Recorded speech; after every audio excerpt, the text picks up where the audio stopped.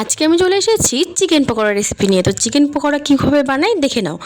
ফার্স্টে নিয়েছি boneless chicken কিছুটা পরিমাণ মতো লবণ, পরিমাণ মতো লঙ্কার গুঁড়ো, পরিমাণ মতো ধনে গুঁড়ো, পরিমাণ মতো জিরে গুঁড়ো, পরিমাণ মতো হলুদ আর পরিমাণ মতো টক দই দিয়ে ভালো করে সেগুলোকে মিক্সড করে নেব।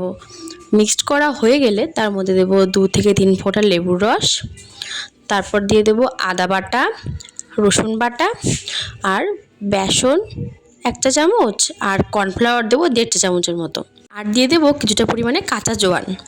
দেওয়ার পরে তার মধ্যে একটা ডিম অ্যাড করব, করে সেটাকে ভালো করে মাখিয়ে ম্যারিনেট করে রেখে দেবো 1 ঘন্টার জন্য।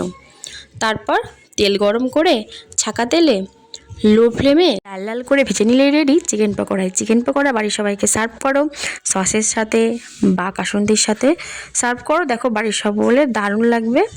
আর সবাই খেয়ে কী রিভিউ দেয় অবশ্যই আমাকে জানিও। আর ভিডিওটা ভালো লাগলে অবশ্যই ফলো করে দিও, লাইক কমেন্ট শেয়ার করে দিও আর পাশে থেকো।